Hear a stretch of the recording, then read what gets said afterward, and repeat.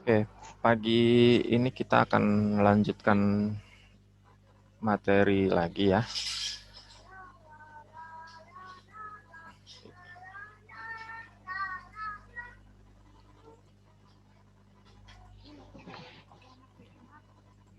Mungkin pertemuan hari ini nggak terlalu banyak, lebih ke dampak ya, dampak yang terjadi saat saat suatu pekerjaan atau sistem kerja itu tidak dilakukan dengan benar, tidak dilakukan sesuai dengan aturan. Terus tidak dilakukan tidak sesuai dengan prosedur. Ya, karena di ergonomi kan dari definisinya aja ergonomi itu mengatur tentang yang namanya sistem kerja. Ya, nah ini beberapa dampak yang mungkin terjadi jika sistem kerja atau kegiatan yang kita lakukan itu tidak dilakukan dengan baik dan benar. Ada yang namanya work related musculoskeletal disorder. Maksudnya lebih ke dampak di musculoskeletal disorder. Beberapa pertemuan lalu kita udah bahas tentang musculoskeletal system. Ya. Sistem antara otot dan sistem pertulangan. Ya. Sistem antara sistem otot dan sistem tulang. Nah, kalau itu kan bahas tentang bagaimana kerja itu dibentuk, bagaimana gerak itu dibuat. Ya. Nah, kalau di sini bagaimana kelainan atau disorder atau cedera yang mungkin terjadi di muskuloskeletal, di sistem otot dan tulang. Nah, ini MSD ini, ya musculoskeletal disorder itu disingkat MSD. MSD ini terjadi potensi semakin besar itu jika kita melakukan gerak kegiatan. Ya, nanti beda antara work related, maksudnya yang berhubungan dengan pekerjaan atau sport related, ya, atau olahraga. Itu biasanya berbeda. Berbeda dari jenis disordernya. Ya, karena kita nggak sedang melakukan kegiatan olahraga, tetapi kegiatan kerja, di mana kegiatan kerja itu ada sedikit perbedaan ya dengan kegiatan olahraga, maka jenis disordernya juga akan sedikit berbeda. Ya, sedikit berbeda. Nggak sebanyak disorder akibat olahraga, nggak sebanyak itu. Hanya bagian-bagian tertentu dari tubuh yang memang terpapar gerakan, yang melakukan gerakan, itu lebih banyaknya di situ. Kalau operator atau kita ya sering melakukan gerakan kerja dengan tangan berlebihan, terus tidak terstruktur dan sistematis, maka kemungkinan terjadinya cedera atau disorder di tangan itu akan semakin besar. Nah, ada cedera apa saja yang terjadi di tangan? Ada banyak, ada macam-macam. Nanti kita bahas. Atau satu contoh lagi, kita sering melakukan gerakan pengangkatan benda. Melakukan gerakan pengangkatan benda di ergonomi disebutnya manual material handling. Ya, manual material handling. Maksudnya penanganan material, penanganan benda, barang secara manual. Nah, pengangkatan biasanya melibatkan tangan, kaki, lebih banyak di punggung, ya lebih banyak di punggung. Nah, berarti kemungkinan cedera yang terjadi itu adanya di mana? Ada di punggung. Ada apa saja cedera disorder yang ada di punggung? Nah, ini kita akan bahas uh, hari ini. Termasuk bagaimana kita bisa mengidentifikasi lalu melakukan prevention atau pencegahan. Itu kan yang paling penting ya. Yang paling penting itu adalah preventionnya gimana. Menanganinya, kalau menangani itu correction, tetapi kalau menghindari itu prevention. Ya, karena ongkos yang paling murah itu adalah ongkos pencegahan sebetulnya dibanding ongkos perbaikan.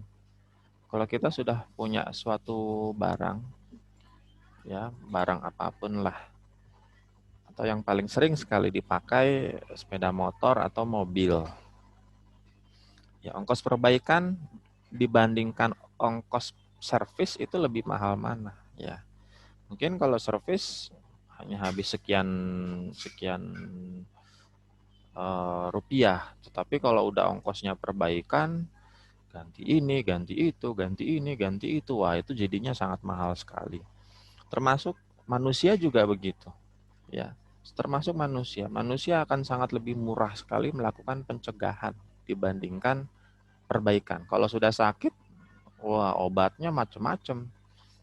Tetapi saat lagi sehat, kita lakukan pencegahan supaya jangan terjadi sakit. Minum vitamin, berolahraga rutin, ya, konsumsi makanan yang teratur, terus gizinya sudah baik, ya itu kan ongkos-ongkos pencegahan itu lebih murah ya dibandingkan dengan perbaikan.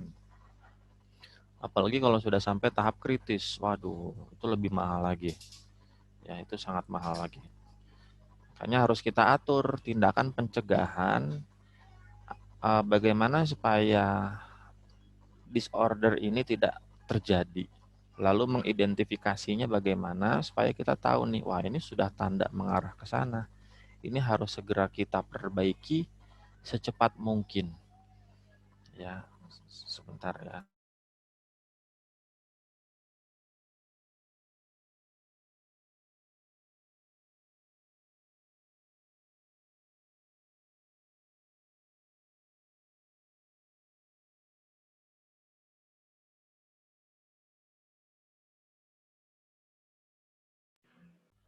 Oke, maaf. Kita lanjut lagi.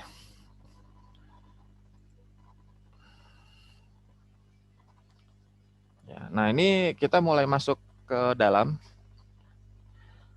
Ya, ada cedera yang sangat khas sekali, sangat khas itu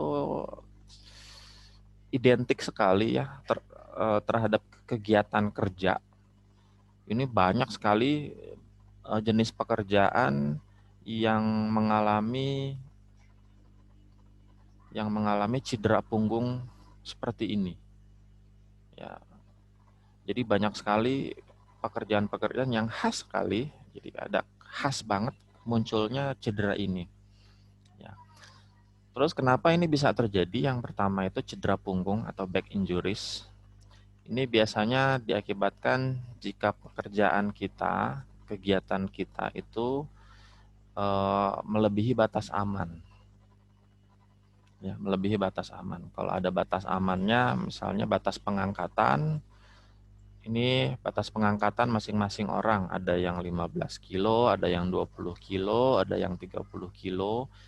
Nah, pengangkatannya melebihi ini. Misalnya kalau batasnya 20, dia kerjakan, dia angkat sebanyak 30 kilo. Dan ini direpetitif, diulang-ulang terus. Ya, sudah tahu beban kerjanya melampaui batas aman, lalu dilakukan repetitif, berulang-ulang. Kenapa bisa repetitif? Mungkin dikarenakan tidak adanya alat bantu kerja. Ya, alat bantu kerja untuk mengangkat. Jadi dia harus mengangkat secara manual ya dan dilakukan berulang-ulang. Terus cedera ini, ya, back injuries ini itu 27%-nya pada prakteknya itu diakibatkan oleh penanganan material manual yang salah. Penanganan manual material handling maksudnya ya, penanganan material manual yang salah. Contohnya kayak video beberapa pertemuan yang lalu itu tentang uh, cara pengangkatan yang benar. Ya kalau pengangkatan itu tidak boleh menggunakan otot-otot kecil, ya, harus menggunakan otot-otot besar karena kan dengan massa otot yang besar otomatis kekuatannya juga akan semakin besar. Ya, terus posisi postur kerjanya itu juga harus alamiah, tidak boleh menekuk, ya itu kan salah satu tipsnya ya supaya penanganan materialnya itu benar. Nah, kebanyakan 27%-nya itu mengalami sakit karena salah postur kerjanya, salah SOP-nya. Ya, kenapa ini bisa terjadi? Kalau dilihat secara teknisnya beban yang dibawa oleh seseorang ini akan memberikan tekanan pada bantalan ruas tulang belakang. Tulang belakang itu kan terdiri dari ruas-ruas ya. Jadi ada kayak apa tuh biskuit marshmallow itu disusun. Nah, ini ruas tulang belakang. Makanya ini sangat sangat elastis sekali. Dia bisa ke kiri, dia bisa ke kanan, bisa maju, bisa mundur. Ini karena tersusunnya dari ruas-ruas. Kalau ini tangan, ini bahu. Ya, ini bahu, ini tangan ya. Ceritanya ini ada tangannya. Nah, saat kita mengangkat beban dengan tangan, sebetulnya kita sedang memberikan tekanan ke setiap ruas-ruas tulang belakang ini. Ya, nih. Jika tekanannya semakin besar, ya tekanan di setiap ruas-ruas ini juga akan semakin besar. Nah, ruas-ruas ini kan terdiri dari jutaan syaraf nih. Wah, banyak sekali syaraf yang ada di setiap ruas ini. Ya, sendinya juga. Nah, jika tekanannya berlebihan menekan tiap ruas ini sampai kegesek lah istilahnya ya. Ada istilah itu syaraf kejepit. Ya, ini maksudnya syaraf kejepit itu tumbukan antara masing-masing ruas ini. Ya. Dan konon katanya itu rasanya luar biasa sekali. Bahkan bisa mengakibatkan terjadinya kelumpuhan. Ya, bisa mengakibatkan terjadinya kelumpuhan kalau sampai penekanan ini, syaraf-syaraf ini tidak diobati dengan cepat dan benar. Gitu. Bahkan pengalaman teman, kebetulan kami itu senang sekali yang namanya aktivitas outdoor ya. Itu naik gunung, hiking, trekking. Wah, setiap kali kami naik gunung itu bebannya kalau kalau dibilang sih memang abnormal ya. Sangat-sangat berlebihan sekali. Itu yang beratnya itu bisa sampai 20-30 kilo itu yang kita angkat itu. Ya bayangin aja ngangkat ransel 20 kilo mendaki berhari-hari ya. Wah, mungkin waktu zaman mudanya dulu nggak berasa karena masih fit ya. Entah tidak berasa atau tidak dirasakan ya. Nah, ini nanti kita belajar di fisiologi kerja dan apa ya? Di fisiologi kerja ya. Di fisiologi kerja itu nanti kita belajar tentang itu. Nah, singkat cerita di usia, jadi setelah teman saya ini sudah tidak aktif lagi ya, melakukan kegiatan outdoor, trekking dan mendaki gunung, dia mulai ngerasain sakit ya, sakit di tulang punggungnya ini di bagian sini. Nah, setelah dicek, dilakukan ronsen, di ortopedi, kelihatan bahwa ada penumpukan berlebihan di salah satu ruas tulang belakangnya. Ini mengakibatkan nempel, jadi kayak ngelem gitu. Ruas tulang belakangnya nempel, ya kayak dilem ini, kayak dilem ruas tulang belakangnya. Sini nih, ya ini jadi nempel. Nah, ini mengakibatkan ini rasa sakit yang luar biasa nih katanya. Ya. Terus disarankan untuk pengobatannya adalah dipotong, jadi satu ruas ini dipotong, diangkat lalu dibuang. Jadi yang nempel ini karena sudah rusak ya, salah satu ruasnya harus dikorbankan. Kalau kita nempel kertas, kertas dan kertas, gimana cara memisahkannya ya? Salah satu kertasnya mau nggak mau harus dirobek supaya menyelamatkan kertas yang lain ya. Ini akhirnya dibuang sehingga satu ruas tulang belakangnya itu berkurang satu. Ya, dampaknya adalah sampai seumur sisa hidupnya dia tidak boleh melakukan gerakan pengangkatan. Dia tidak boleh mengangkat barang, tidak boleh mengangkat benda dengan berat tertentu ya, berat tertentu karena sudah ada histori ini. Wah, ini kasihan banget jadinya ya. Ini ini dampak panjangnya. Bahkan kalau lebih panjang lagi mungkin saja bisa terjadi kelumpuhan. Ya, karena ini saraf tulang belakang ini kan supporting sistem kita di dalam berdiri ya. Kita berdiri itu ini harus tegak, harus bisa melakukan korelasi ya antar setiap syaraf-syaraf gitu. Ini cedera yang pertama, cedera punggung. Ada lagi cedera yang kedua itu CTS atau carpal tunnel syndrome. Ini biasanya terjadi pada area pergelangan tangan. Ya, nah, sindrom ini terjadi akibat syaraf yang ada di sini, ya, syaraf median ini tertekan pada area ini, ya. Jadi ini ketekan. Nah, ini biasanya yang sering sekali mengalami ini tuh atlet-atlet e-sport. Atlet e-sport itu yang menggunakan mouse ya. Dia kan harus latihan satu hari bisa 4 sampai 5 jam dan repetitif berulang-ulang terus. Terus saat dia melakukan aktivitasnya, bagian ininya ketekan nih. Ya untuk jangka waktu yang lama dan berulang-ulang. Nah, jika terus tertekan, maka ini bisa mengakibatkan disorder nih, aliran darah yang tidak lancar. Ini biasanya sih dimulainya dari kesemutan dulu, kesemutan terus nggak dirasain, kaku, ya kaku nggak dirasain, baru kerasa nyeri, nyeri luar biasa terjadi pembengkakan di syaraf median ini. Cara ngobatinnya gimana?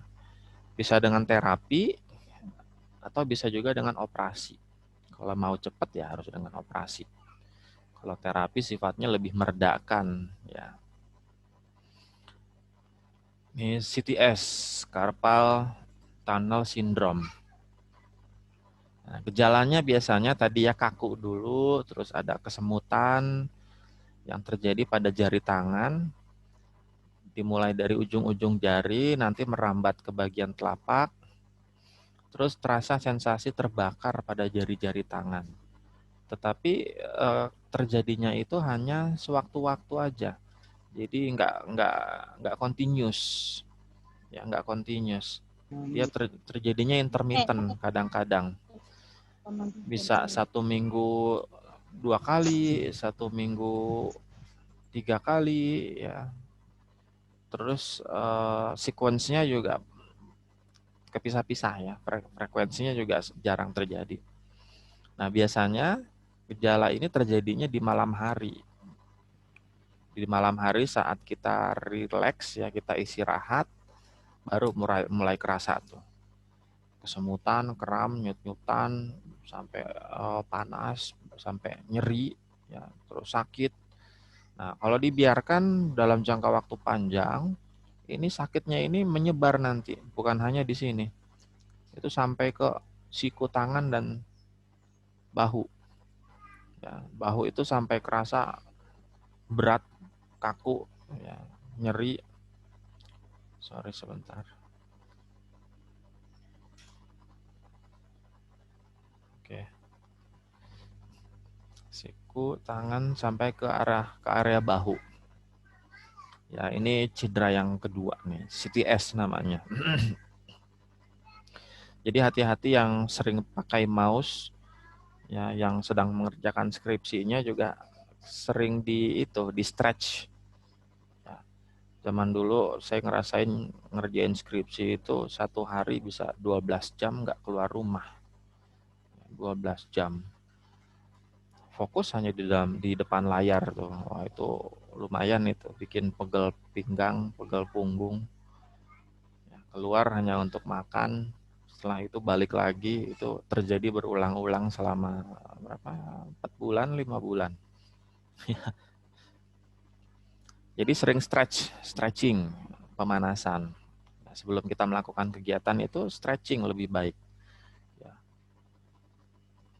Nah, yang ketiga itu namanya tendonitis. Ya, terjadinya inflamasi atau pembengkakan pada kelopak tendon sekitar sendi. Pembengkakan di area ini, tendon. Ya, kalau coba bisa dilihat aja nih di lututnya ada satu otot besar. Ya, otot besar yang di sini. Nah, ini namanya tendon. Ya, tendon. Ini kalau pekerjaan suka ngangkat, kalau ngangkat kan menggunakan otot besar ini ya, termasuk salah satunya. Atau suka jalan jauh, ya, terus suka naik turun tangga,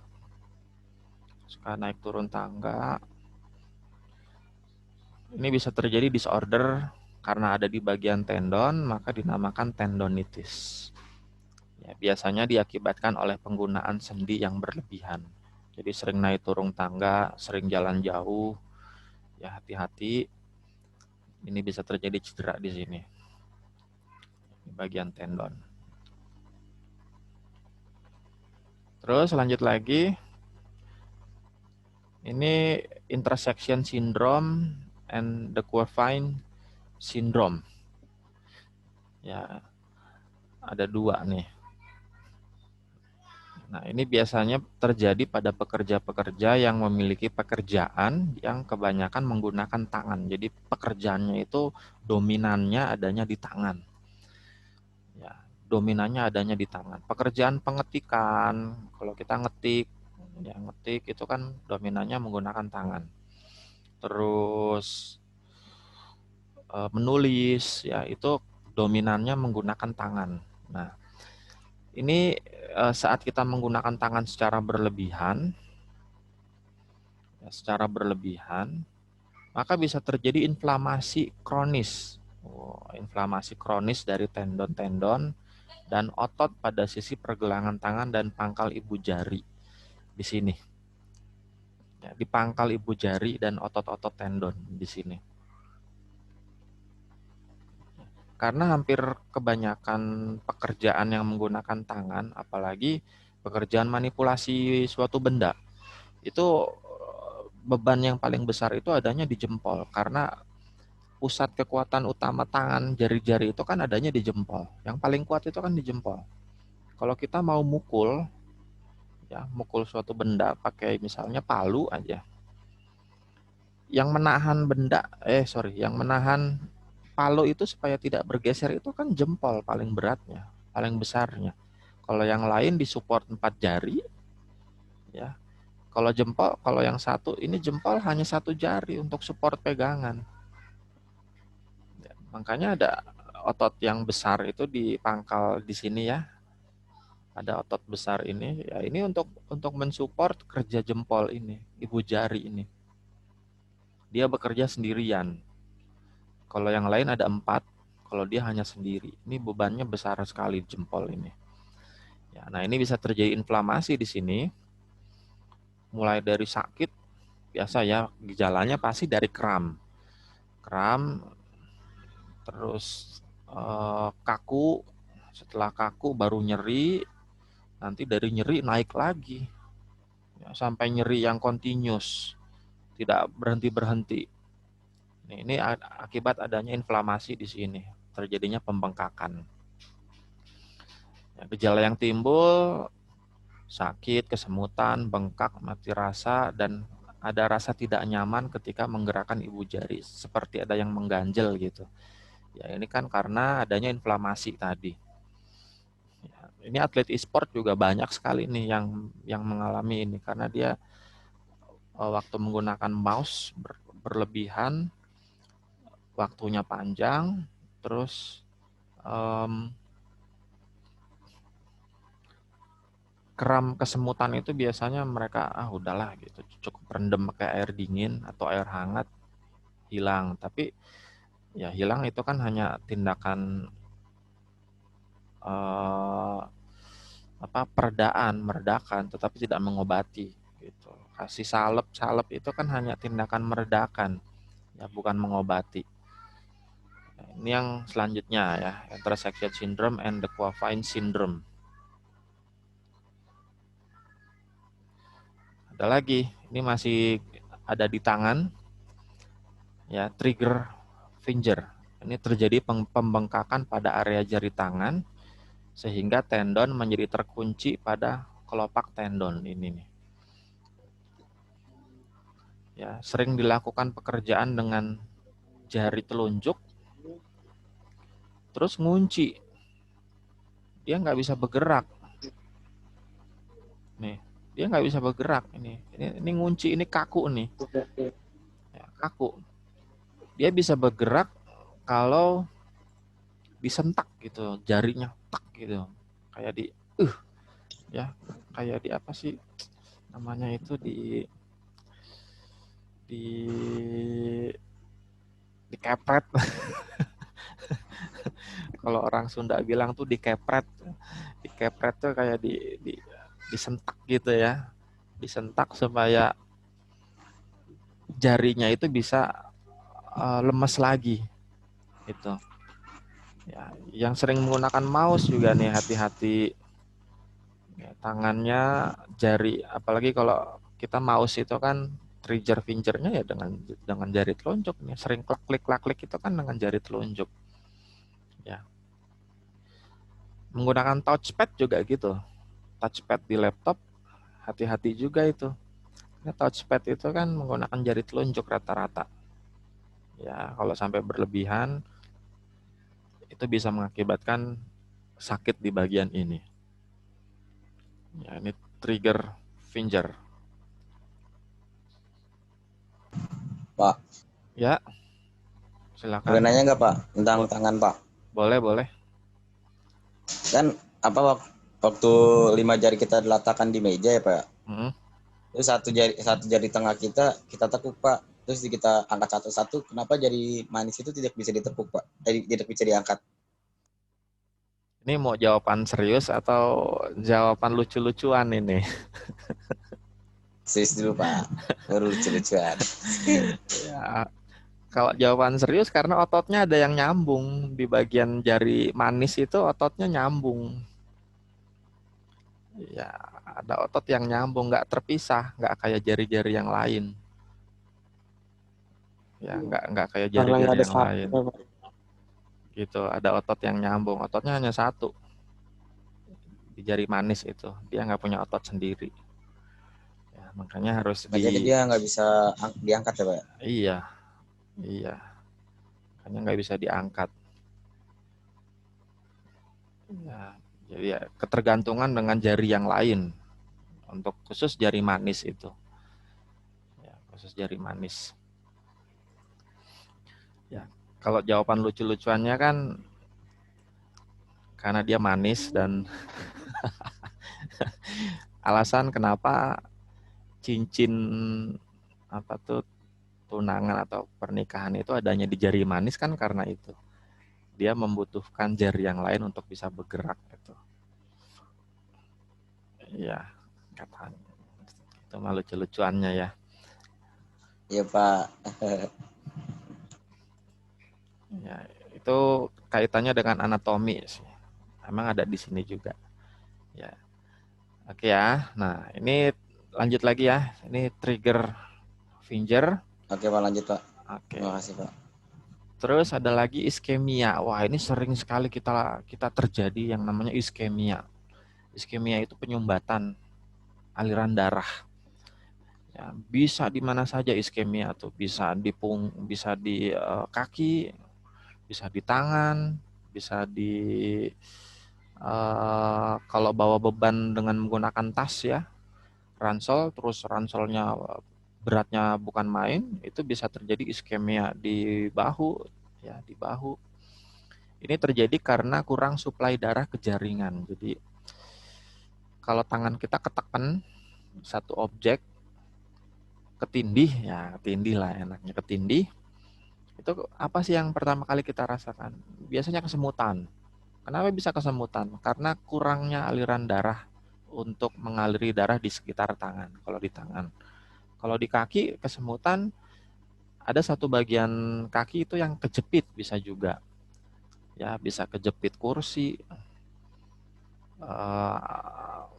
bisa juga celananya kekecilan. Bisa itu loh kejadian.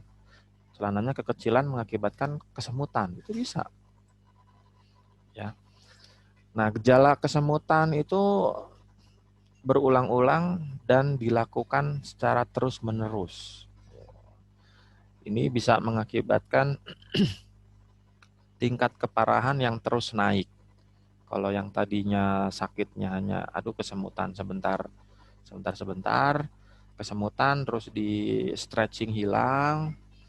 Nah, itu bisa naik levelnya. Ya, bisa naik levelnya. Tingkat keparahannya bisa naik sampai eh, bisa dampak paling parahnya sih sampai biru. Ya, kalau ini udah parah banget ya, sudah sampai biru, terus tidak ada aliran darah yang masuk, terus jaringannya bisa mati. Kalau sampai jaringannya mati ya otomatis tangan ini kan sudah tidak berfungsi lagi ya, tidak bisa diobati. Maka harus segera dibuang. Ya, harus segera dibuang. Kalau nggak dibuang secepatnya ya jaringan mati ini kan membusuk ya. Membusuk bisa menularkan bakteri pembusukan itu ke jaringan sehat. Ya itu dampak paling parahnya sih. Tapi jarang sekali terjadi. Karena biasanya kalau kita udah iskemia, kita langsung buru-buru tuh preventif. Ya kalau tadinya sering ketekan di sini, kita rubah cara posisi pekerjaan. Ya, itu iskemia, iskemia yang ketekan terus kesemutan bisa naik levelnya. Ya ini yang iskemia. Ya. Terus ada lagi vibration syndrome atau bisa juga disebut sebagai Raynaud's phenomenon atau hand arm vibration syndrome. Ya, ini terjadi karena kurangnya aliran darah. Ya, ini efek iskemia lanjut nih.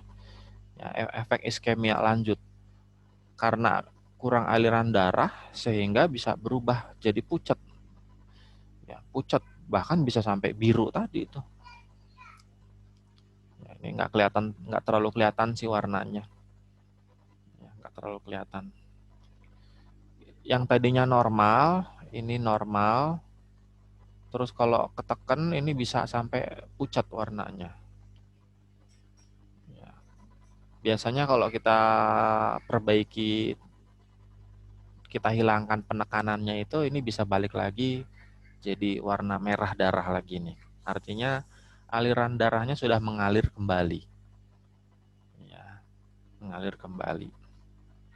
Nah, efek jangka panjangnya ya bisa kram, kesemutan, sakit, nyeri, sampai tahap yang paling parah itu kalau sudah tidak bisa diobati, ya ini sudah pucat, sudah putih, terus tidak diobati sampai biru gitu, maka ya harus dibuang karena ini sudah mati nih jaringan-jaringan yang ada di tangan.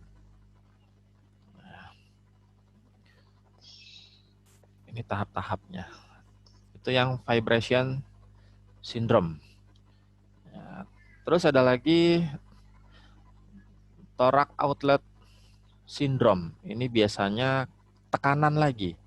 Ya, tekanan pada syaraf-syaraf dan atau pembuluh darah yang terletak pada daerah antara leher dan bahu. Adanya di sini. Ini biasanya kalau yang suka bawa barang, bawa beban besar dipanggul, ya bisa menggunakan ransel, ranselnya 20-30 kilo. Ini zaman dulu saya begitu tuh. Sampai kerasa ini apa nih, kesemutan di tangan. Ya, bawa ransel segede kulkas 2 pintu, itu mau tanya isinya ada apa aja, semuanya ada. Kulkas 2 pintu dipanggul. Kalau kita bawa tas itu kan begini ya. Nah, ini strapnya. Wah, ini menekan daerah sini. Ya, ini bisa mengakibatkan thorax outlet syndrome. Karena di sini ada beberapa pembuluh darah, ini ada syaraf, di sini ada arteri, di sini ada vena, terus di sini ada tulang lagi, tulang iga nih. Ini shoulder nih, tulang shoulder, tulang iga ini ketekan, maka ini juga akan tertekan. Ya, akan tertekan. Nah, gejala yang timbul dari disingkatnya itu TOS, ya.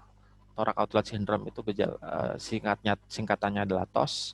Sakit pada bahu atau lengan atas. Jadi merasa sakit dulu di bahunya, pegel-pegel, lengan atasnya juga pegel-pegel. Nah, kalau berlanjut terus, ini tangan itu, lengan itu terasa berat. Sampai bisa mati rasa di ujung-ujung jari. Ya. Terus bisa jadi bengkak. Wah, saya dulu pernah sampai bengkak tuh. Ya, membesar. Apalagi diimbangi dengan aktivitas olahraganya kan. Sambil mendaki itu kan jantung tuh ritmenya cepat sekali. Ritmenya cepat sekali. Terus juga pembengkakannya juga cepat sekali terjadi. Sampai kesemutan, sampai tangan dingin. Ya, wah itu sering tuh kejadian. Tapi nggak dirasain itu dia. Sudah tahu sakit tapi nggak dirasain. Ya, itu yang paling bahaya sih kalau kalau uh, kita tidak merancang suatu sistem pekerjaan dengan benar. Karena ada juga beberapa orang itu saat diberikan pekerjaan yang berat ya, mereka bukan tidak mau mengeluh, bukan tidak mau mengeluh, ya, tetapi tidak bisa mengeluh. Ada yang seperti itu. Kenapa tidak bisa mengeluh? Ya banyak hal lah, khawatir dengan pekerjaannya digantikan oleh orang lain, ya, khawatir dipecat, wah, ya, jadi tidak ada pilihan untuk dia. Saya tidak bisa mengeluh, bukan tidak mau. Karena tidak bisa mengeluh, makanya dirasakan aja, ya, terus berulang-ulang ya dia rasakan aja gitu. Nah, kita harus peka gitu. Jangan sampai terjadi seperti itu. Ya, ini thorax outlet syndrome atau TOS. Ya, lanjut lagi. Ini ganglion cyst. Bentuknya seperti tonjolan yang umumnya terjadi di area-area sekitar tendon, ada pembengkakan, tetapi ini tidak ada rasa apa-apa, ini tidak sakit. Ya, cukup dengan kita mengistirahatkan, ini area ini, pembengkakan ini bisa hilang. Sama, saya dulu waktu sering mendaki juga di daerah kaki bagian bawah itu suka nonjol begini nih. Kalau dipegang sebesar biji salak tuh, sebesar itu besarnya, sebesar biji salak. Terus diistirahatkan hilang sendiri. Ya, sampai sekarang udah nggak pernah beraktivitas outdoor lagi, udah nggak ada lagi, udah nggak muncul. Ya, biasanya hanya terjadi kalau dilakukan pekerjaan secara terus-menerus dengan beban yang berat. Ya, gitu. Ini namanya ganglion cyst. Tidak merasakan apa-apa kok. Ini tidak terlalu berbahaya. Hanya penampakannya aja agak menyeramkan. Kayak, ini bengkak apa nih? Apakah tumor atau apa? Tapi enggak, ini hanya tonjolan-tonjolan ini. Ya, enggak sakit. Dia hilang. Istirahat hilang. Ya, itu beberapa disorder yang sering sekali terjadi untuk kegiatan-kegiatan yang berkaitan dengan pekerjaan. Ya, dengan sport itu beda lagi. Kalau sport lebih banyak. Kalau pekerjaan ya yang relatif penggunaan bagian tubuhnya lebih besar aja, itu kan tangan, kaki, bagian punggung, hanya itu aja. Kalau olahraga itu lebih banyak lagi. Ya, ada ankle. Kalau pekerjaan rata-rata ankle itu jarang. Karena kita jarang menggunakan ankle untuk bekerja kan. Kalau olahraga otomatis main sepak bola pakai ankle buat menendang bola. Gitu. Nah, dari disorder yang tadi di atas terjadi, kemungkinan terjadi, maka tindakan apa yang harus kita lakukan supaya itu bisa dipreventif. Ya. Ini bahasa mudahnya itu beberapa simptom awal yang menunjukkan bahwa gejala itu sedang terjadi. Ya, bahwa sakit itu ini kalau diteruskan akan terjadi sindrom ini nih atau disorder ini nih. Ya, misalnya ini tendonitis tadi ya, yang paling pertama itu di kaki, di lutut nih, ini. Nah, gejala yang terjadi itu apa saja? Simptomnya apa? Yang pertama itu pasti ada rasa sakit, ada rasa lelah, ya, berkeringat, terus rasa terbakar di area kaki itu, ya. Terus sakit di area yang terdampak langsung, itu simptomnya. Simptomnya yang terjadi seperti itu. Nah,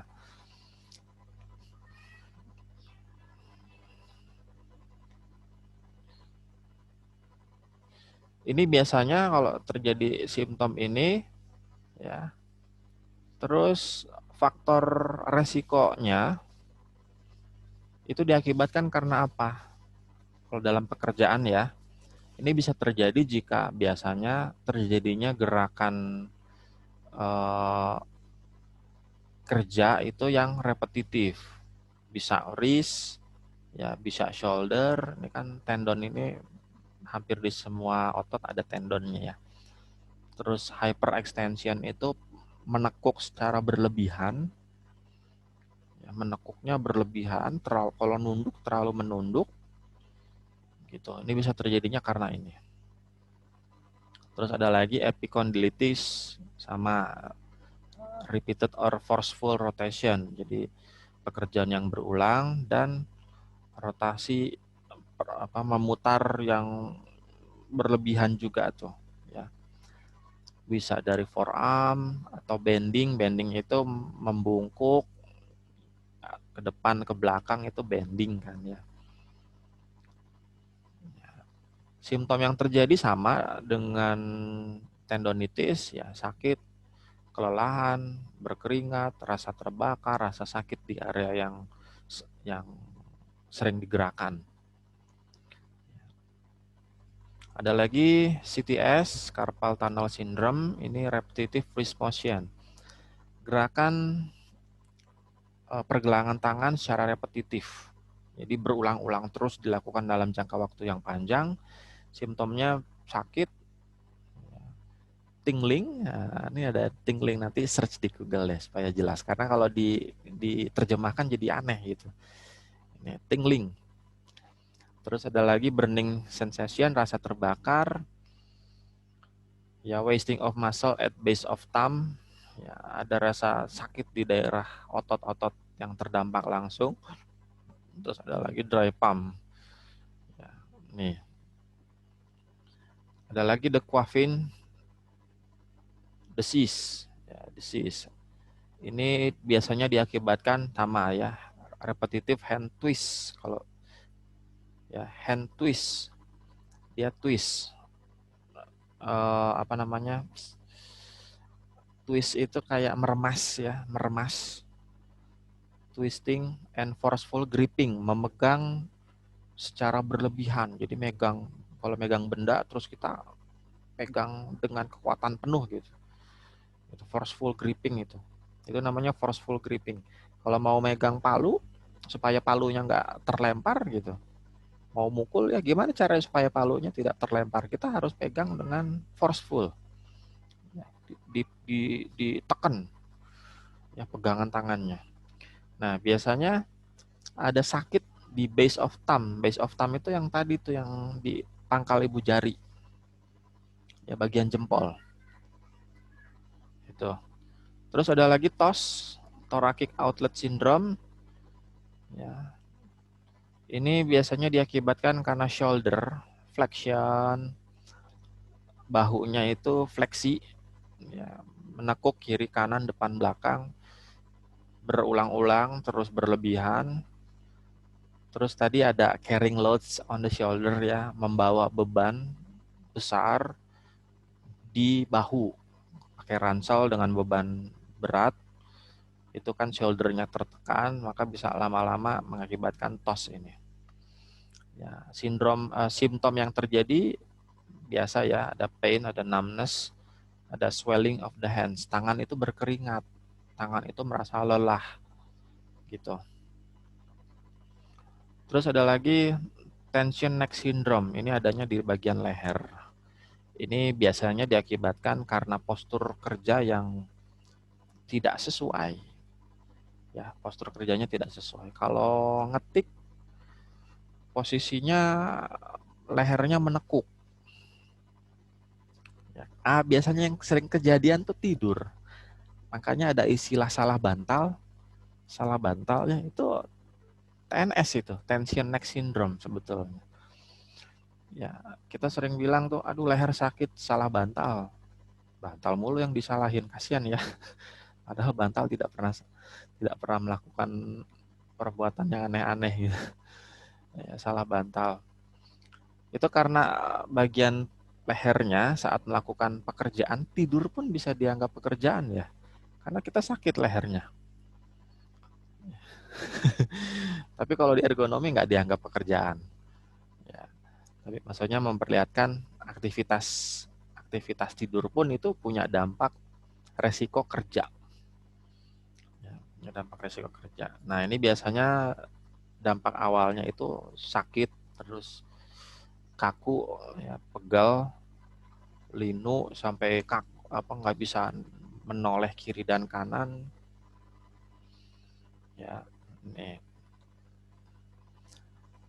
Nah, ini kita bisa mengidentifikasi terjadinya resiko awal. Wah, ini sedang terjadi, misalnya ini sedang terjadi arah ke disorder ini nih. Ya, kita bisa lihat dari simptomnya, terus penyebabnya apa. Nah, dengan itu maka kita bisa lakukan perencanaan untuk tindakan preventif. Ya, nanti ya ada pencegahannya. Nah, pencegahannya. Nah, tapi sebelum itu ini ada beberapa tahapan untuk kategori. Misalnya sindrom ini, disorder ini terjadinya sudah tahap keberapa sih? Ya, semakin tahapnya tinggi, maka resiko untuk diperbaiki itu juga akan semakin rendah. Semacam ada penyakit yang namanya cancer, stadium 1, stadium 2, stadium 3. Nah, tahap ini kurang lebih mirip dengan stadium itu. Ya, stadium pertama atau tahap pertama itu ya masih ringan. Saat kita sudah mengidentifikasi, wah ini sudah sampai ke tahap 1 nih, disorder ini, maka harus segera kita perbaiki. Dan potensi terjadinya kesembuhan itu besar, masih besar. Tetapi kalau naik lagi ke tahap kedua, wah ya kelainannya akan beda lagi, naik lagi nanti kelainannya. Nah, potensi kesembuhannya akan lebih kecil dibanding tahap yang pertama atau stadium 1. Nanti tahap ketiga akan semakin kecil lagi. Ya, bisa sembuhnya. Tahap keempat akan lebih kecil lagi. Gitu. Karena kita harus bisa mengidentifikasi disorder ini sudah sampai ke tahap yang keberapa. Ya, jangan sampai dibiarkan terus-menerus. Sudah tahu, sudah naik tahap, tetapi kita nggak perbaiki. Nah, biasanya di tahap yang pertama, ini pekerja mengalami sakit dulu, lalu ada kelelahan, ya saat jam kerja yang normalnya. Pegel-pegel dulu, terus kram, lelah, ya gitu. Nah, biasanya gejala-gejala ini bisa hilang dengan sendirinya saat kita tidak melakukan pekerjaan itu. Jadi kita sudah rest, istirahat, maka bisa hilang dengan sendirinya. Ya. Performa kerja belum berpengaruh pada tahap ini, makanya karena belum berpengaruh biasanya diabaikan. Itu yang tidak boleh. Ya, sudah tahap 1, belum berpengaruh terhadap hasil, udahlah nggak apa-apa. Kebanyakan begitu. Padahal ini pintu masuk untuk naik ke tahap selanjutnya. Ya, sebelum pintu masuknya terbuka untuk tahap yang kedua, tahap pertama harus kita stop dulu. Gitu. Ya, yang sering baca buku tidak dengan postur yang nyaman, udah tahu ngerasa lelah, jangan diteruskan. Ubah dulu postur kerjanya supaya nyaman, baru boleh diteruskan. Gitu, supaya nanti nggak naik ke tahap yang selanjutnya. Kalau sudah naik ke tahap selanjutnya itu bahaya. Nah, tahap kedua itu apa? Biasanya ada perubahan fisik, bisa berupa bengkak. Ya, ini ada bengkaknya, terus rasa lelah, letih, ada mati rasa di satu bagian yang sakit. Terus sakitnya ini muncul di awal-awal. Waktu kita mau kerja nih, kerasa sakit. Atau saat kita tidur di malam hari itu, ini sakitnya nggak hilang-hilang. Dia akan merasakan sakitnya sepanjang malam. Karena jadinya sulit tidur. Ya, sulit tidur karena sakit juga karena tidak nyaman. Nah, karena ini berdampak ya di awal shift, awal pekerjaan, maka akan menurunkan performance kerja.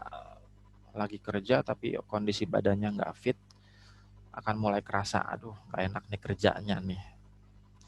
Ya. Nah, umumnya biasanya tahap 2 ini bisa berlangsung selama berbulan-bulan, jadi repetitif terus. Besoknya begitu lagi, 2 harinya begitu lagi, atau per 3 hari begitu. Ya, bisa per 4 hari selalu kejadian seperti itu, seperti ini ya. Nah, kalau tidak segera diperbaiki, maka bisa loncat ke tahap selanjutnya, tahap yang ketiga. Ya. Nah, tahap yang ketiga ini, kalau tadi ini bisa terjadi per 3 hari, per 4 hari. Ya, waktu diistirahatkan 2 hari sembuh, nanti kerja 2 hari kejadian lagi. Nah, kalau itu terus dilakukan berulang-ulang terus lagi, nah gejalanya ini bisa continuous, dia akan terus berlangsung.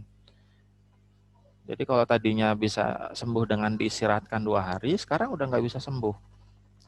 Ya, akan dialami terus menerus, walaupun sudah beristirahat. Gitu. Ya. Ini akibatnya ya tidurnya terganggu, terus waktu mau melakukan gerakannya terasa sakit, maka performance kerjanya juga akan sangat berkurang sekali.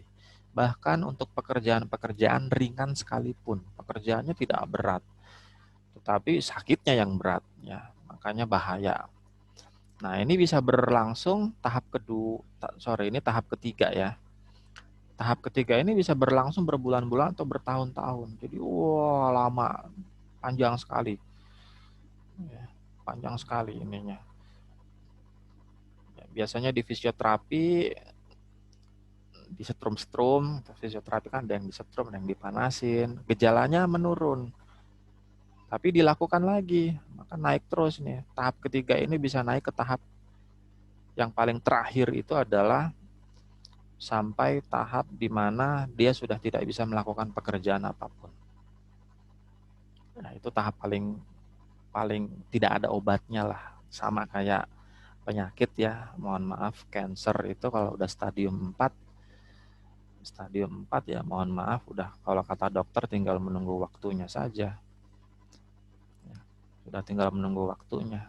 Bapak atau Ibu atau amit-amit ya, tidak menimpa kita semua.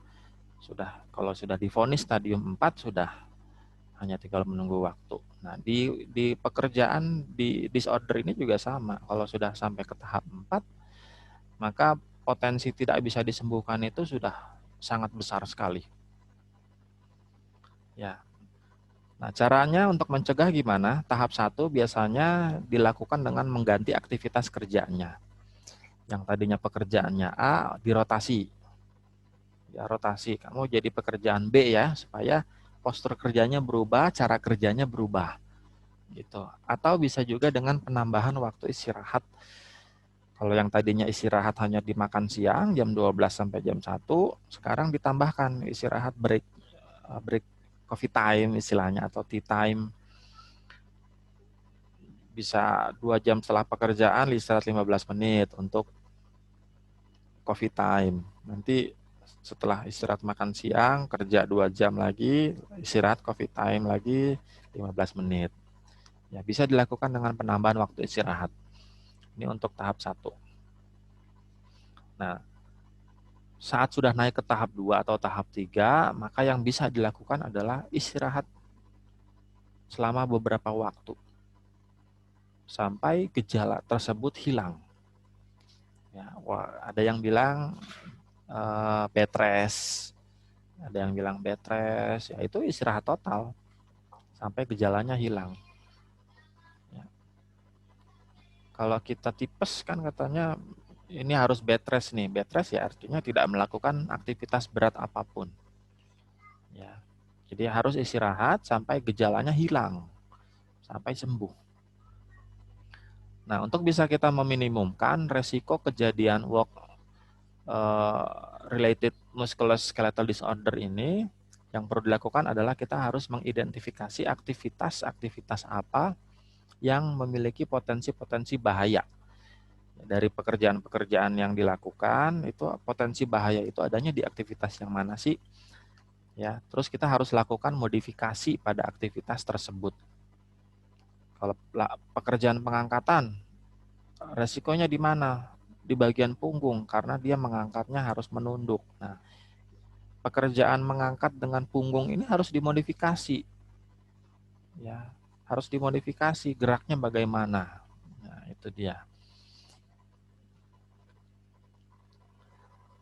Ya.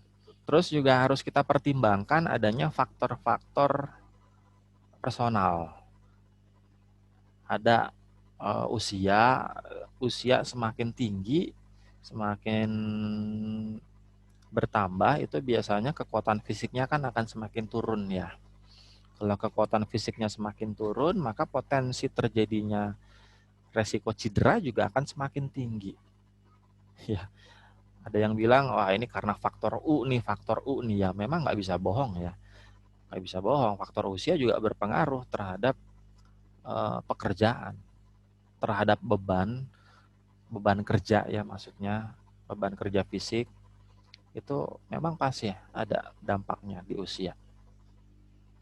Semakin tinggi usianya, semakin sering encok. Itu betul memang. Itu memang betul. Atau ada lagi gender. Laki-laki, perempuan. Ini berhubungan juga dengan fisiologi ya. Kalau melakukan pengangkatan gerakan fisik, pengangkatan besar, ya, gerakan pengangkatan benda-benda besar, biasanya yang akan lebih sering mengalami cedera itu perempuan. Karena apa? Karena anatomi ototnya kan berbeda. Ya, biasanya kalau perempuan itu kan ototnya masanya lebih kecil dibanding laki-laki ya. Gitu. Maka ada faktor gender di situ. Ada lagi aktivitas fisik, iyalah jelas ya. Aktivitas fisik ringan, sedang sampai berat ya akan berpengaruh ini di sini. Kalau fisiknya berat ya resiko terjadinya musculoskeletal disorder juga akan semakin berat, semakin besar. Terus ada lagi faktor kekuatannya. Faktor kekuatannya atau antropometrinya. Atau yang terakhir ini. Ini pasti banyak yang nggak setuju nih. Kebiasaan merokok. Ya. Kebiasaan merokok itu berdampak bukan hanya ke paru-paru loh, tetapi ke seluruh tubuh. Karena nikotin yang dihisap itu kan diserap oleh paru-paru, ya, dihisap ke paru-paru, lalu nikotinnya terserap oleh darah, darah ini dipompakan ke seluruh tubuh. Ya, ada yang darahnya ke otak, ada yang darahnya ke jari-jari tangan, ada yang darahnya ke jempol kaki, ada. Ya. Jadi ke seluruh tubuh dipompanya. Dan ini berdampak negatif terhadap tubuh. Nikotin dan tar itu, kalau tar dampak langsungnya ke paru-paru. Ya, tar itu kan kayak zat yang lengket itu ya. Paru-paru kita tuh jadi lengket kayak lem. Ada lem di situ. Kalau nikotin itu di disebar di darah itu ke seluruh tubuh. Nah, ini berdampak bisa ke jantung, bisa ke paru-paru, bisa ke otak. Ya. Pasti akan berpengaruh sekali terhadap terjadinya disorder tadi. Apalagi kalau sudah perokok-perokok berat. Ya, satu hari bisa menghabiskan 2-3 slop, bukan bungkus lagi. 2-3 slop. Wah, itu bahaya banget. Ya, sini. Jadi dikurangilah kebiasaan merokok. Sulit memang katanya, kalau saya sih nggak merasa sulit. Kalau dulu saya merokok tuh hanya 1 tahun, karena ngerasa biasanya kalau udah 1 tahun itu orang udah ngerasa candu ya, tapi saya nggak merasakan kenikmatan. Kata orang nikmat, kok saya nggak ngerasa nikmat ya, makanya berhenti tuh berhenti begitu saja. Udah stop ya udah stop begitu, nggak perlu transisi. Aduh, harus makan permen karet, aduh harus pakai vape itu ya, enggak. Ya, karena nggak merasakan kenikmatan apa-apa, akhirnya stop. Sampai sekarang seringnya dirokok. Kalau nongkrong teman-temannya ngerokok semua, sayanya dirokok terus. Ya, oke ya. Terus lanjut lagi, ini program Human Factor Ergonomics, program ergonomi untuk kita mengatasi musculoskeletal disorder. Yang pertama itu bisa menggunakan checklist sederhana. Ya, checklist sederhana. Bisa dengan job survey, jadi waktu sedang melakukan pekerjaan, kita survei aja pakai checklist. Ya, ada pertanyaan-pertanyaan yang dibangkitkan seputar pekerjaannya. Ya, misalnya pekerjaannya, apakah Anda pernah mengalami sakit 24 jam terakhir?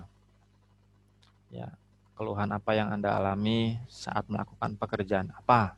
Itu job survey. Jadi tinggal kita checklist. Ya, terus dari checklist ini kita bisa analisis, terus kita bisa tarik kesimpulan. Oh, ini terjadinya karena apa? Karena ini. Gitu. Atau juga bisa dilakukan dengan pengawasan. Ya, di supervisor, di supervisi waktu sedang melakukan pekerjaannya. Wah, ini bahaya nih. Wah, ini berpotensi cedera nih. Wah, ini apa nih? Ini. Bisa bersifat pasif. Kalau pasif ini menggunakan data historis dari kecelakaan yang terjadi, ataupun bersifat aktif. Aktif itu menggunakan interview, kuesioner, sama dengan job survey ya, cuma pertanyaannya itu lebih komprehensif dan lebih terbuka. Jadi kita meminta pendapat dari pekerjanya secara verbal. Atau pemeriksaan secara fisik. Bisa dengan dokter, bisa dengan ahli, ada namanya itu PT ya, personal trainer, itu pemeriksaan fisik. Metode yang pertama. Nah, ada beberapa tes yang biasanya dilakukan untuk CTS, ini hanya contoh aja. Kalau mau lebih detailnya lagi, boleh cari di Google, banyak sekali tes yang tentang ini. Ada balance test, itu kita pengen tahu pemeriksaan fisik untuk CTS. Ada Durkheim, ada fibrometry testing, ada lagi Tinel sign. Ini biasanya untuk mengetahui sindrom CTS. Ya, pemeriksaan fisik untuk sindrom CTS ini. Nah, contohnya tadi ya, ada checklist dan kualitatif screening tools. Kita bisa gunakan OSA Computer Workstation Checklist. Nah, ini jarang dipakai nih. Atau ini, yang sering sekali kita pakai itu QEC, Quick Exposure Checklist. Karena sangat mudah sekali. Ini udah ada format bakunya untuk pekerjaan yang fisik, yang manual. Ini bisa ada contohnya nggak ya QEC ya? Nanti coba ada di APSK. Nah ini ESCO ini.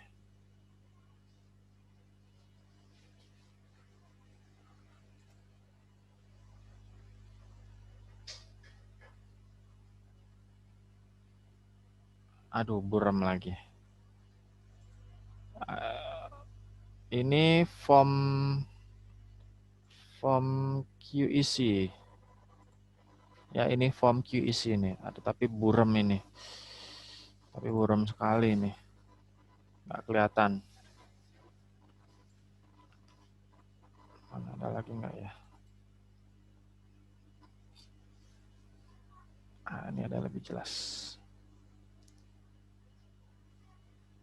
Ini dia. Ini lebih enak nih. Nah, mana ya? Ini ya.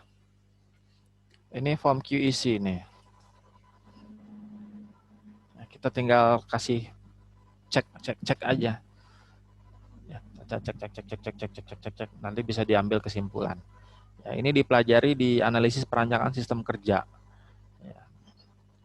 Jadi APSK. Balik lagi. Balik ya udah ya. Oke.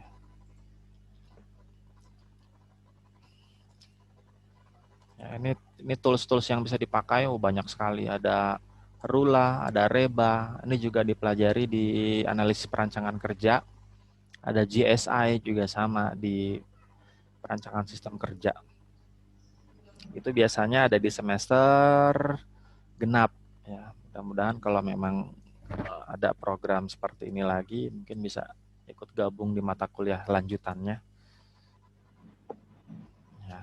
Nah, ini adalah prosedur analisis dan perancangan tempat kerja supaya bisa dieliminasi terjadinya disorder tadi. Yang pertama, kita bisa kumpulkan informasi dengan seluruh pekerjaan dan metode bekerja yang digunakan. Terus interview pada sampel yang mewakili pekerja, di interview merasakan apa, terus selama ini bagaimana pekerjaannya, ya pokoknya terkait dengan pekerjaan lah. Terus kita ukur, yang paling penting itu adalah ini, kita ukur pekerjaan ini terhadap resiko terjadinya disorder. Jarang sekali, ini faktanya ya yang terjadi di lapangan, pengukuran terhadap musculoskeletal disorder di awal itu tidak pernah dilakukan. Ini yang kejadian. Ya, biasanya disorder ini baru diperhatikan saat sudah terjadi. Ya miris memang, tapi ya kejadian kenyataannya seperti itu. Mau di pabrik, mau di tempat manapun, yang terjadi itu seperti itu. Saat merancang sebuah tempat kerja atau alat bantu kerja, tidak pernah dilakukan pengukuran awal terhadap resiko terjadinya disorder.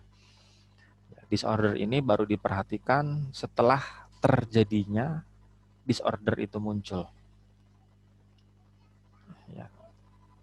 Zaman dulu itu pernah heboh sekali waktu program pemerintah mengganti gas LPG, mengganti minyak tanah ke gas 3 kilo itu ya. Ya, waktu heboh tuh gas meledak di mana-mana. Ya, itu kan karena apa? Karena tidak pernah dilakukan pengukuran resiko. Pengukuran resiko di mana masyarakat yang tadinya terbiasa menggunakan minyak tanah, dia nggak perlu khawatir meledak, sekarang berganti dengan menggunakan gas tekanan tinggi. Ya, di mana pengoperasiannya itu harus lebih teliti. Kalau minyak tanah kan nggak perlu teliti. Ya, cuma masukin minyak tanahnya, kerosin, ya masukin kerosin ke dalam, terus mau nyalain cukup dicolok-colok sumbunya, oh selesai. Tetapi kalau kompor gas tidak bisa karena tekanannya tinggi kan. Salah sedikit saja itu potensi resikonya sangat besar sekali. Dan itu tidak dilakukan di awal. Baru muncul, meledak di mana-mana, baru ada sosialisasinya. Oh, cara memakainya itu begini.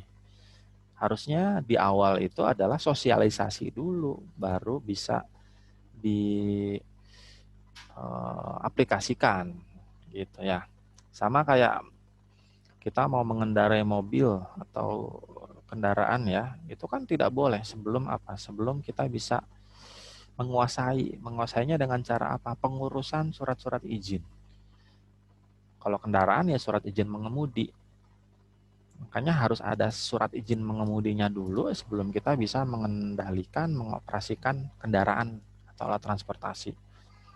Ya, kan begitu kan prosesnya ya. Gitu. Nah, itu adalah pengukuran untuk mencegah atau preventif terjadinya disorder. Nah, kalau sudah ada ini, maka kita bisa identifikasi faktor resiko di setiap elemen kerjanya, terus mengidentifikasi permasalahan yang berkontribusi pada resiko tersebut ini, lalu kita perbaiki. Ya, tujuannya hanya satu, supaya disordernya ini bisa diminimasi, bahkan bisa dihilangkan. Karena ini menurut OSA, standar ergonomi menurut OSA, untuk kita bisa mengurangi work-related musculoskeletal disorder itu bisa dengan manajemen leadership, artinya kepemimpinan manajemen yang memang mensupport supaya disorder ini bisa dikurangi bahkan dihilangkan. Ya, perbaikan terus-menerus, terus penyediaan alat-alat kerja yang baik gitu. Itu kan berkaitan dengan apa? Manajemen leadership. Ya. Terus ada lagi partisipasi dari pekerjaannya, partisipasi dari operator atau karyawannya. Kalau memang sudah diberikan SOP dan panduan kerja, ya harap dipenuhi. Jangan melanggar SOP, karena SOP itu kan dirancang berdasarkan kebutuhan kerja. Ya, kalau kita sedang menggunakan laptop, itu sudah ada SOP-nya. Pertama harus ngapain, kedua harus ngapain, ketiga harus ngapain. Itu harus dipenuhi. Ya, harus dipenuhi. Jangan dilewatkan satu step pun. Karena berpotensi terjadinya disorder. Ya, gitu. Terus yang kedua lagi, ada lagi job hazard analysis and control. Berkaitan dengan analisis pekerjaannya. Apa hal-hal yang harus kita waspadai sih terhadap pekerjaan ini, terus bagaimana cara mengontrolnya. Kalau pekerjaannya di bagian gudang, sering menunduk, maka harus kita kontrol berapa kali atau bagaimana cara mengangkat itu supaya tidak menunduk. Ya. Ada lagi training, melakukan pelatihan, terus manajemen pengendalian musculoskeletal disorder. Yang terakhir itu adalah program untuk evaluasi. Kalau sudah terjadi, lalu harus dievaluasi, terus bagaimana solusi perbaikannya. Dan itu harus dilakukan. Ini menurut OSA. Nah, ini isinya, tadi ada manajemen leadership, ya ini employee participation, partisipasi dari pekerja, ini job hazard analysis, ada analisis untuk aktivitas-aktivitas yang beresiko, terus cara melakukan reportingnya, ya ada training, pelatihan, dilakukan untuk pekerjaan-pekerjaan yang mengandung bahaya. Ya. Ini sudah beberapa tahun ke belakang itu sudah semakin diimprove lagi ya untuk pekerjaan-pekerjaan yang mengandung bahaya itu. Biasanya pekerja diwajibkan mempunyai sertifikat kompetensi, ya, Serkom, sertifikat kompetensi. Itu biasanya sertifikat kompetensi fokus terhadap satu jenis bidang pekerjaan tertentu. pekerjaan penambangan, ada pemboman, ada ahli bom level 3, ada bom level 2. Itu karena mengandung resiko di setiap level dan itu spesifik. Ya, bahkan ada wacana ini SIM ya, SIM C itu mau dibagi jadi 3. Ada SIM C, C1, kalau saya nggak salah ya, C1, C2, C3 atau C, C1, C2. Pokoknya itu diklasifikasi berdasarkan cc kendaraannya, SIM C itu. Karena beda cara mengoperasikan motor cc kecil, misalnya 150 cc, motor cc sedang sampai 250 sampai 500 cc, atau motor cc besar 500 sampai ke atasnya. Itu beda cara penanganannya, tidak sama. Ya, gini. Itu harus dilakukan pelatihan. Nah, periodik setiap 3 tahun sekali, itu paling lama. Memang saat kita punya Serkom, itu wajib diperpanjang setiap 3 tahun sekali. Ya, untuk menjamin apakah kita masih menguasai ilmu tersebut. Kalau SIM 5 tahun sekali. Ya, kalau Serkom itu 3 tahun sekali, sertifikat kompetensi. Atau ini, manajemen untuk disorder dan program untuk evaluasi, supaya program evaluasi ini untuk memastikan bahwa program yang kita lakukan itu bisa mengurangi terjadinya disorder, bahkan menghilangkan ya kalau bisa. Kesimpulannya, saat operator bekerja dengan kondisi yang tidak ergonomis, maka operator tersebut akan semakin beresiko terserang terjadinya work-related musculoskeletal disorder. Ya, di mana disorder ini tidak terjadi tiba-tiba gitu, sporadis, tiba-tiba bleng gitu, ada, enggak. Tapi biasanya terjadi secara bertahap. Dimulai dari tahap yang paling ringan, naik satu level, naik satu level, naik satu level, sampai tahap yang paling berat. Nah, masing-masing tahapan ini itu memiliki cara penanganan tersendiri. Ya, berdasarkan sindrom apa yang terjadi, tapi tekniknya sih sama ya. Tapi semakin tinggi tahap disorder ini, maka proses penanganannya itu akan semakin membutuhkan effort yang besar. Bisa dengan biaya yang semakin besar, cost yang semakin tinggi, atau resiko kesembuhan yang semakin kecil kalau tahap-tahapnya ini semakin tinggi. Ya. Yang bisa dilakukan untuk menanggulanginya adalah diagnosis disorder. Jadi sebelum pekerjaan ini dilakukan, kita sudah punya diagnosis awalnya bahwa oh ini resiko terjadinya cedera tuh di sini. Ya, terjadinya di sini. Nah, ini harus kita perbaiki. Bisa dengan perancangan tempat kerja diperbaiki atau penggunaan standar-standar ergonomi yang sudah dijelaskan oleh OSA. Ya, bisa dengan SOP juga, standar operasional prosedur. Oke.